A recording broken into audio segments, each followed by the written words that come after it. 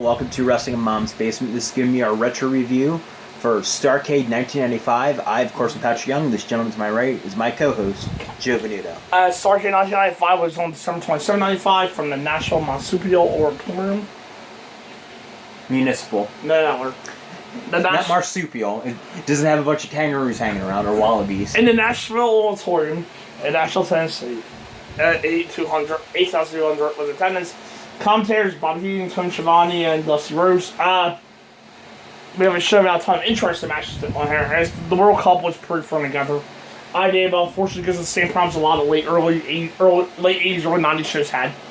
There's no reason for instance matches to take place other than bragging race. Which is all the World Cup is good for. And you want to know something interesting? This show happened on a Wednesday. Yes. Because Christmas Eve was on a Sunday. Yeah. And Christmas Day was on Monday. So. And New Year's would be on the Sunday too. Yeah. So it's been a problem before, but hopefully things get better this time. So we'll get to it. Open video, so my friend just said. Plus, let's look at the 7 matches in the World Cup. The announcers welcome to the show. The running guy shows that Heenan has been bought off by the Japanese boss, but won't admit it because he's a weasel. Drew shipped under Liar versus Chris Benoit. The start phase off. Right around this time, Benoit became a member of the newly formed Four Horsemen, so apparently Rick Flair felt pretty highly of him, so this should be an excellent match. Benoit is close on quick arm drive, draw kick 7-4. There's a baseball slide, good measure, a dive take, Benoit down again. Back in, Liar hits a quick run and a face slider kick, rolling front kick to the head. But Benoit goes back with a tilt-a-whirl backbreaker. The fans, of course, are completely behind Benoit, despite him normally being a heel. There were USA chants. Not sure for the Canadian, the Japanese. Or Nick Patrick, the referee. Yeah. I think it was Nick Patrick. Liar carries a power arm to an arm drag and stabs off overhead belly to belly. Benoit is great, but Liar is way faster than Benoit is here. After Benoit said that 4 for a bit, he comes back inside, hits a stab suplex, take over.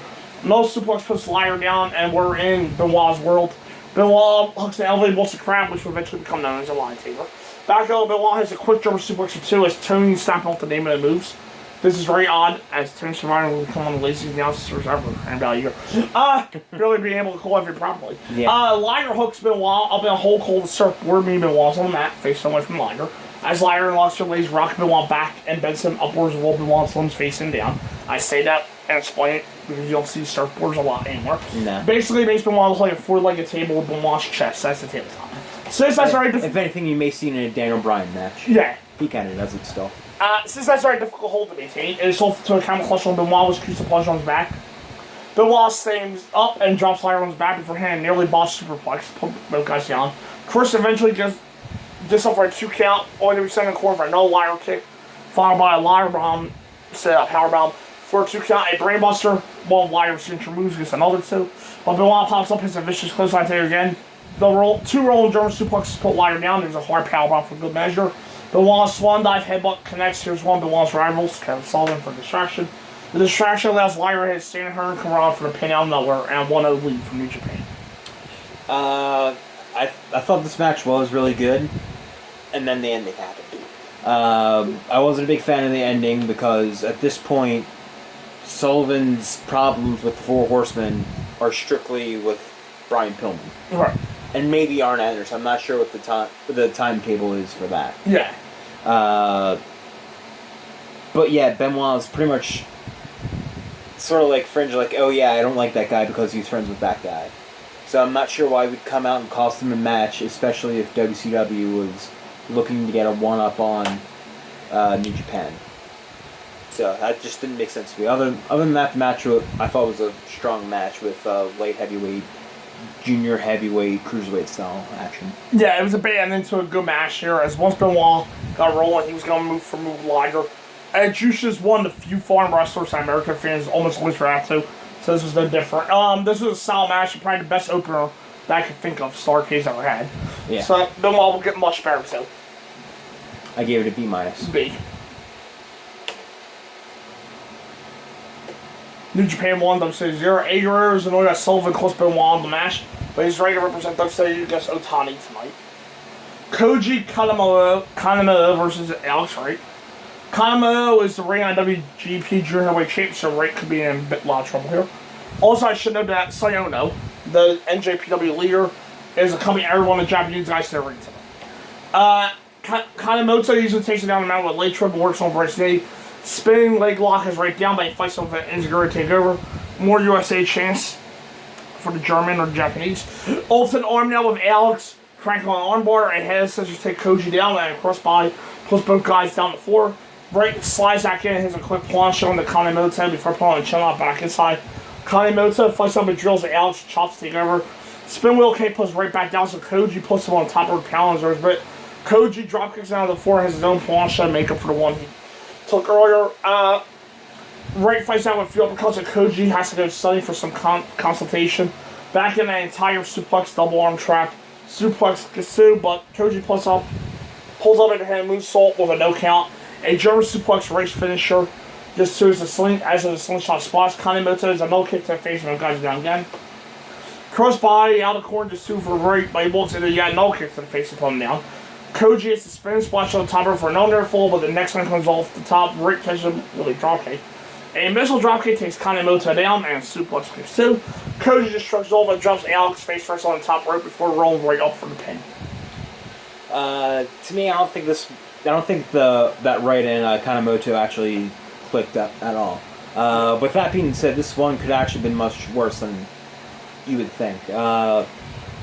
It ended up being just okay, but this is also the downside of Clash of Styles. Sometimes you get people who are pretty much unfamiliar with each other. Yeah, Koji never looked to be in any real danger here, as he's basically struggling to hold the Alex's offense and Hooker move that right in front of him. So you feel that Kanemoto's much more talented with right. Yeah. You could tell with far more experience. Right bowling is somewhat better than he was here. Me, this is never going to be an interesting match. Yeah, Alex Wright's usually the guy that if you give somebody at least solid to, and he sort of knows their style, he can give you a decent enough performance. Issue here, they gave him somebody better than him, but didn't know the style. Yeah. I gave it a C-. D+. New Japan 2, WCW 0. Sonny has given he a present with 2 flyers on it. In the back, Ono says he wants to buy WCW. Masahiro Chono versus Lex Luger. You might remember Chono as a former NWA World Champion, means he's one of the biggest stars in Japan as also. Jimmy Hart is with Luger and sings part of Star Spangled Banner. That's not the worst thing in the world, but Jimmy was a singer, by the way, in a real band called The Gents, I believe. The Gentrys. The Gentrys, my fault, I put The Gents. The Gentrys, who toured with the Beach Boys, I believe it was, back in the 1970s. Yeah, and I think he had they had a moderate hit too, so. Okay. Luger powers Chono down, but is caught by forearm and the Mafia kick, boots at face, to send him out to the floor. Luger chills on the floor for a bit as the Stolen's on early. Is this also when the commentary went crazy because Tony called the Mafia kick? Right. Yeah. Back in, Luger says it from corner to corner as a clothesline on that Chono catches him with a suplex. We hit a chin lock by Chono as the match continues to run slowly. Ultimate Chono's SCF submission hold causing Heenan to be unsure what to say for some reason. Luger fights out of it. Oh, my fault. This was later. The second Mafia kick. Luger fights out of it, pure power, only to get caught in the face by another Mafia kick. Then Dusty never won the phone-in commentary. Phone-in commentary performance. He goes on who's rant about how it's a kick to the face that has nothing to do with the Mafia. Chono goes up top, but jumps into an elbow to the face, allowing Luger to hook the torch rack for a win.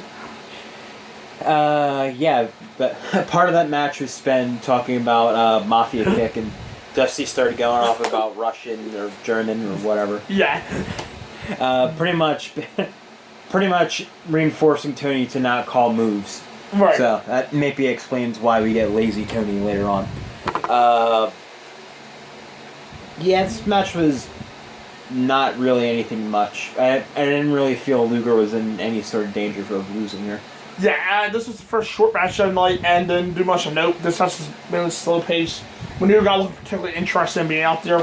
To be fair, though, you can make a case that Luger didn't want to waste his energy because he had a shot at the world title later in the show. So, yeah. I gave it a D. D. New Japan 2, WCW 1. Sting is employees at Katsuki Sasaki, being for the U.S. title in Japan a few months back. Tonight, Sting gets to face him again, but it's just for brand risk and pride. And that whole World Cup deal, why bring that up? Johnny B. Bay versus Masa Saio. This is just Kanemoto versus Wright, minus Kanemoto's speed and talent. Bay is TV champion here with a woman called a Diamond Doll with him. Oh my god, it's Kimberly. Saito's a huge man that I think we've seen WCW before and looks at her people. Before the match, Saito's on a big rant about the doll being here, so she calls him Hop Sing from Bonanza. That would totally make it in 2019. In Vince's world. Yep. And it says woman belong here. Sayo easily takes it down with a heel trip and locks on Cobra Clutch, modified chinlock. Back in, and they slug it out with Sayo's chops sounded much louder than anything being his. Sayo blocks a right hand before him in the throat and take her again. Johnny stripped down ropes as Johnny looks to be completely over his head. Sonny gets in some choking, and Sayo has a hard close on for 2. A side rush leg sweep gets the same, but Bane comes out with a knee lift and top rope sunset flip to the floor.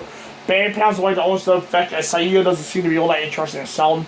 Sonny gets on the apron and Bane goes after him, calls Sayo, dump him over the top for a DQ. I think your description earlier in this match pretty much suits it. It had the same problem that Alex Ray and Kanemoto had without Kanemoto's talent or speed. Especially Bane was in way over his head too here. But Sayo wasn't going to let anyone look good out there. He's actually just a big guy, looks tough and won't sell anything. The match was sort of boring too, as Bane pounded away, but wasn't going anywhere, all leading to a lame ending, nothing to see here. I also forgot I hated the WCW ending where they dumped him on the top rope into DQ. F. D. Possess Sayo goes after the doll, but Bane makes the save with a dropkick. He sends Sayo to the floor and dives onto him, completely misses Sayo, who has to fall when no one touched him. Tied up at 2. Tony and Dusty yell at him a bit more. Luger poses a lot while Jimmy Hart yells at the Horseman on Kevin Sullivan's behalf. Lex is looking forward to the triangle match because he knows he can beat Savage. Also, he wants to go in the ring with Hart because it's a big one. Otani versus Guerrero. He's still pretty new to WCW here, but he's been wrestling around the world for years. Otani's a very smug guy who gives a look that says, yeah, I'm better than you. He's ready to go, but Otani stalls a lot before they get going. They hit the mat with Otani grabbing a quick armbar while pulling the hair a bit. Rolls down ahead. No signal if Guerrero can actually hang with Otani out there.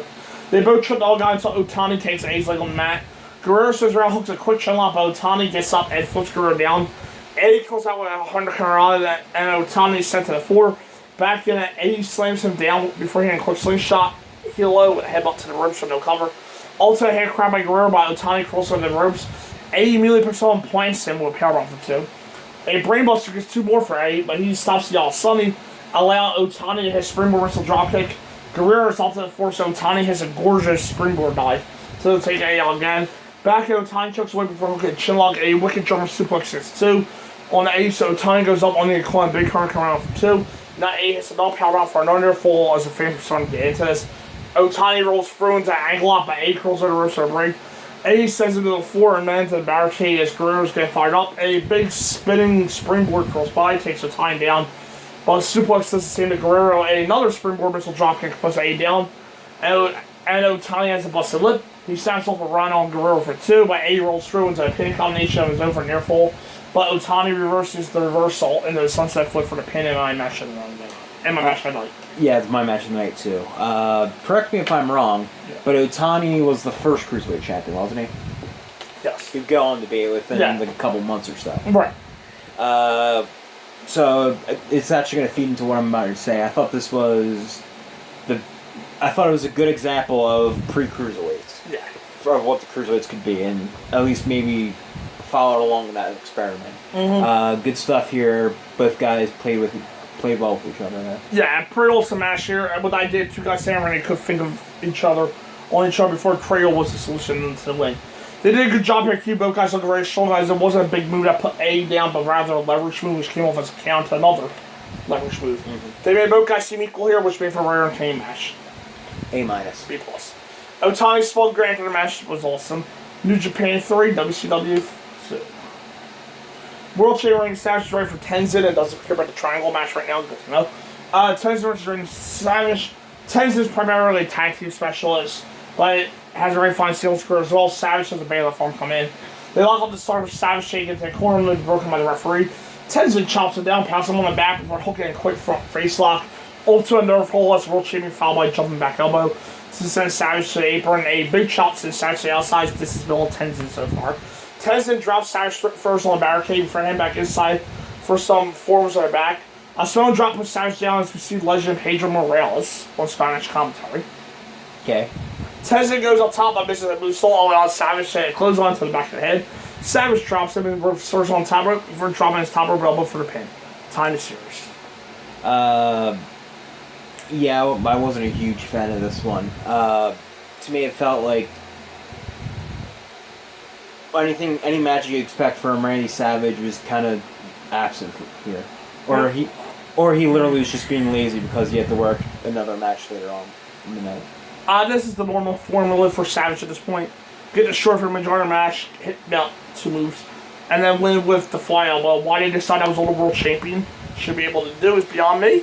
But that's almost all Savage was allowed to do for months on that. D-. D+. New Japan does say title 3. He is panicking. First is the World Cup is cool, but it's about to win the world title. Same versus Kensuke Sasaki. So yeah, the whole competition comes out to the U.S. champion defending the title. He won from the American Hero against said American Hero, who just happens to be the most popular guy in the company. You can say this is cliched, but you can't say it's not the right way. It isn't the right way to get to the finals. Yeah. So really hammer home, Sting comes out carrying an American flag. Sasaki attacks early, gets some quick control. Oh, that Sting fly backhand quick center splash. For some reason, Sting tries to go one, gets caught and mobile to pull him right back down. Sasaki goes a bit too much, and now Sting closes on the 4 back in. Sting is calling power slam. The quick momentum change continues. Sasaki knocks him down again. We stop to look at the cup they're fighting for. The fans chant USA. Look at that. As Sasaki puts on an alarm bar before stopping away, Tony suggests that this is going to be a nationwide celebration when WCW wins. Okay. Yeah, it's going to be so nationwide that there's going to be 2 Canadian, 1 Canadian and 1 German also celebrating. And they look all horse hell out there. America. Sasaki puts Sting in the scoreboard deathlock to embarrass him onto a Sting power hold. Sting comes out with a kick to the head to give him some breather before escaping a power slam. Clothesline sets up the scoreboard deathlock, and Sting wins the World Cup from WCW. I thought this was the best match WCW versus New Japan with the heavyweights. To me, it was just full of a little bit more of an excitement, probably because of Sting, who I thought put on a decent match with him, with Sasaki. For some reason, I forgot his name there. Saki, not Sasaki. Sasaki. Oh, I thought you said Sasaki. I may have said it, but Sasaki. Yeah, just overall a little bit more of an excitable match, but honestly, you didn't really expect anything else. This wasn't terrible, but again, the idea of having someone get beaten down today win one Hail Mary move is pretty stupid. On the other hand, though, there was all way they could go on to have Sting beat. They have Sting beat Sasaki for a final victory series, so it's hard to play there. The match was horrible by any means, but certainly nothing worth seeing. C-. D+. New Japan 3, WCW 4, WCW 1. WCW team comes in for a celebration, followed by a trophy presentation. He insists he has to give the Lexus back. We really had a triangle match. Macho Man won the title by winning the World War III. Despite there being alleged controversy, which gave Hogan a potential claim to the title. This just has to be mentioned here because it's Hogan, this is WCW. Luger returned to Kobe in September, demanding a title shot. Sting is Luger's friend, as well as both Hogan, Luger, and Flair gets a shot just because he's Flair. The Sting versus Lex Luger versus Flair. This is a different kind of freeway match. It's only 2 minutes and 1, so you have to hang that out. It's also one full to the finish. Flair is the only fresh guy coming in. Flair started to do a pretty much coin toss. Much like an old car, they stole the start.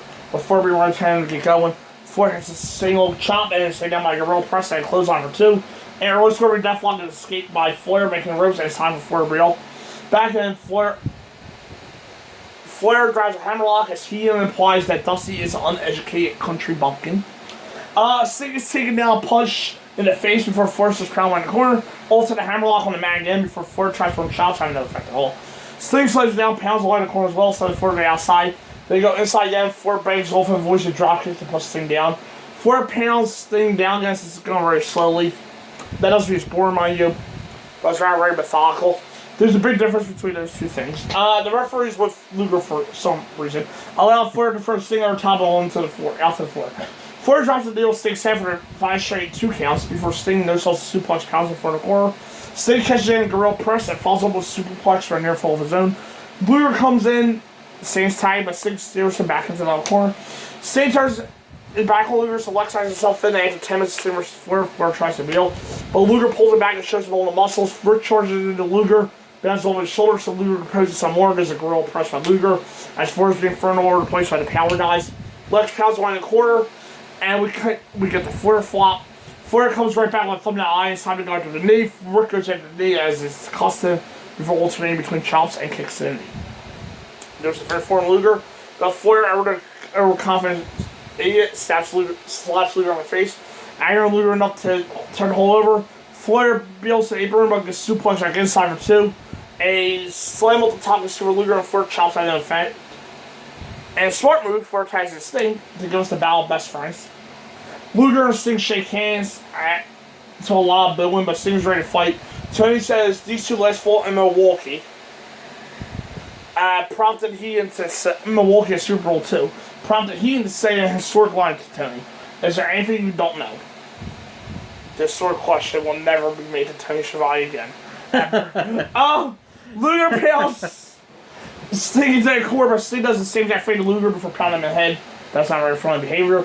Lex balls timeout and comes out with some force in the back. A big clothesline takes Sting down as Luger shifted from the face he was against Flair to a heel against Sting. That's something you don't have to say, but like the storyline was really cool to watch. You know, the storyline has no ending. Sting comes out with a slam, but middle rope splashes Luger's knees. And a bunch of elbow drops to Sting in trouble for a few minutes, and Luger easily blocks the deathlock. Luger kicks Sting low and a very evil move, falls over without a atomic drop for good measure. As is Luger's cost Sting, he loads with another of the same move on the roll for 2. Sting suplexes Luger down and falls over Bulldog for no cover, and a very smart move.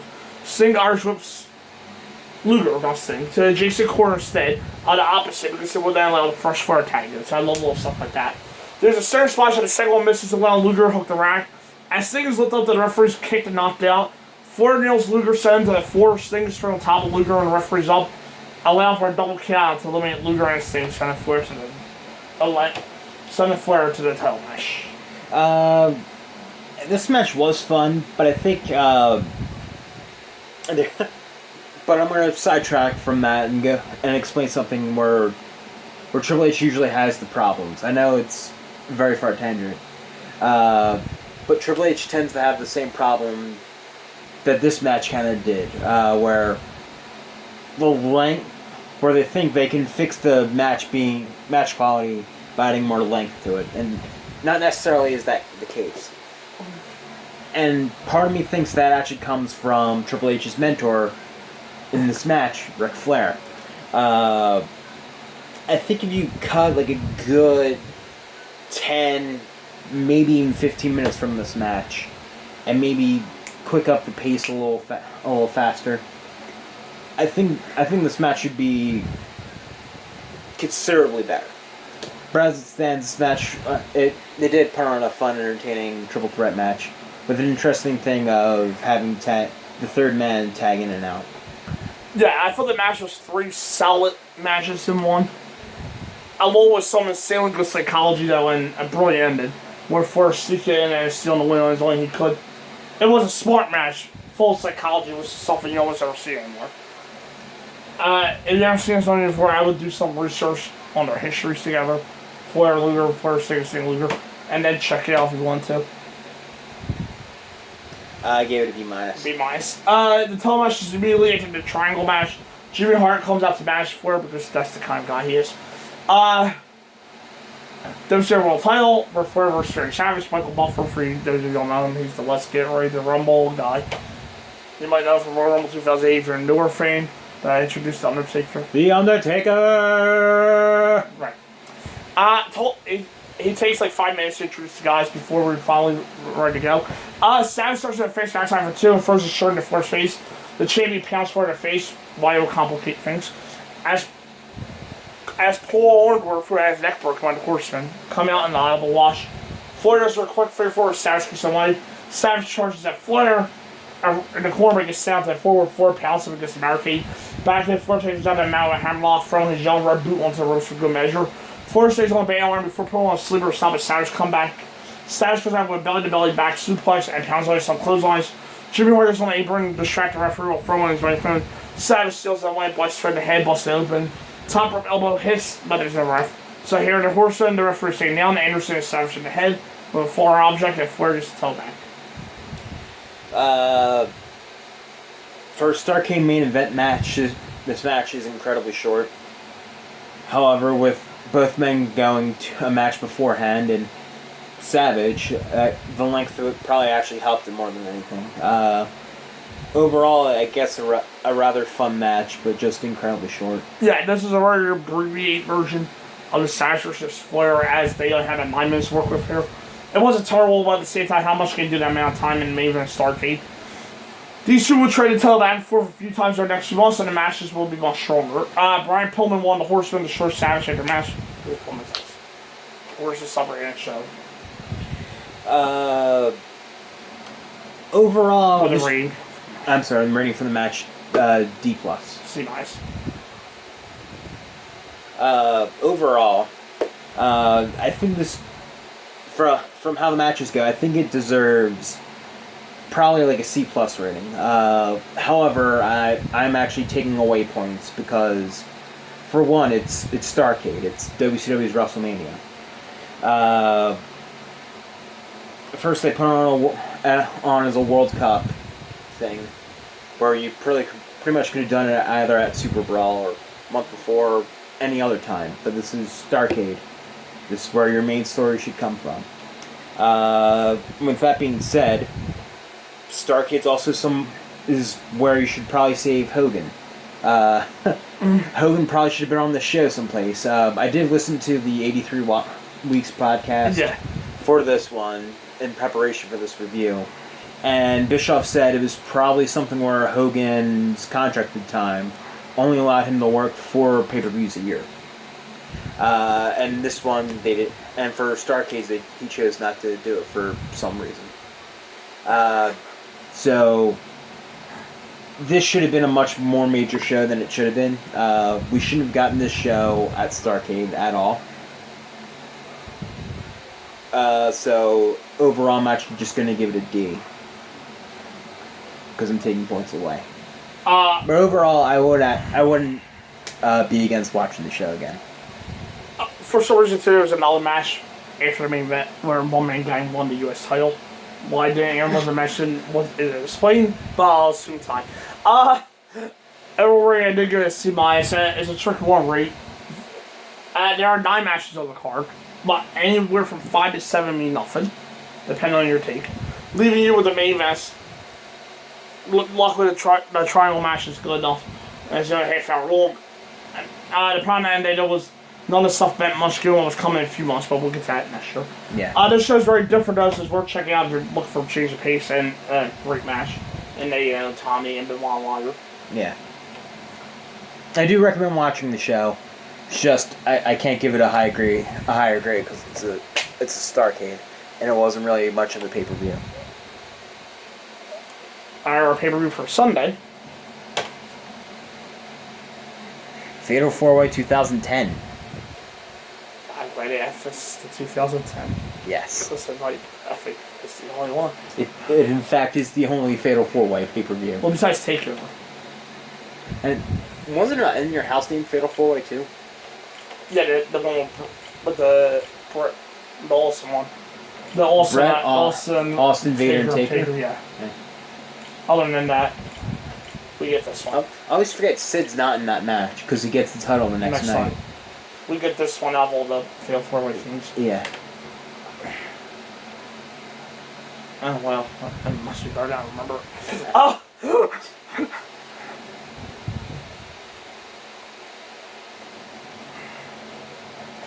This is one recommended match. Evan Bourne. No, that's the recommended match. Kofi Kingston's Drew McIntyre for the title. Alright, well, that should be good. WWE Divas Hell Fatal 4-Way match. Alicia Fox versus E. Torres versus Gail Kim versus Maurice. I know Gail's a miracle worker, but I don't know. She's outnumbered in that match. Oh, yeah. Well, it's 2-2. Oh, it's 3-1. Gail, Eve, and Maurice. First off, Maurice I don't think was good after like 2009. Okay. Eve wasn't her heel character yet. She may have put in effort, but she just wasn't good at that point in the ring. And then Alicia is Alicia Fox. Evan Bourne versus Chris Jericho. That's looking at the rest of the crowd, it's clearly the best match. It's the only one recommended by Meltzer and the Tage match is.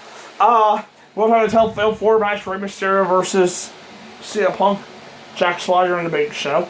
WWE United States title match: The Miz versus R-Truth. 6-man tag team match: The Hart Dynasty versus Tamina and the Usos. And WWE Heavyweight Title Fatal 4 match: Sheamus versus Edge versus John Cena versus Randy Orton. We could have gotten worse, I guess. Yeah, I think that card was worse. Yeah. There's only 2 matches on. Probably because of the time period, to be fair. Yeah, there's only 2 matches I'm terrified of. Yeah. I think we're also in the Nexus period, too. Right. Yeah, we are. We're like a few weeks out. Yeah. Like 2 weeks after them. Yeah, there's only 2 matches I'm petrified of, so that's not bad. Yeah. Well, luckily the Hart Dynasty and the Usos, so no. And the other one I'm petrified of. Yeah. Apparently in 2013, people rated this card at 7. Calm down. Yeah. I don't even know if I would go with a 6, if I remember it correctly. That's the funny thing. I would say maybe like a 5, maybe. I remember it being pretty much nothing. Which, there were a lot of 5 years, too. Except changing titles. There are a lot of years they got average out. Wait, nobody watched them this year. Yeah. In recent years, it got a lot of 5s. 5 averages. Yeah. Okay, that'll be Sunday before Stomping Grounds. Stomp. Always got Stomping Grounds. Yes. And then on Friday, we'll have our weekly show reviews. Yes. And the prediction video will probably be up Sunday, because for some reason the prediction reviews are doing a lot better on the day of the pay-per-view. So might as well keep that going. Yeah. we may film it early, but who knows? Film it Sunday before you see Toy Story. We could. It's a predictions. Prediction videos are normally our shortest videos. Usually, yeah. They're like 10 to 15 minutes, not like a half hour like this. Yeah. And Raw review, and the Raw and SmackDown portion, the TV show reviews are normally really short right now. So, we'll see you then. See you then.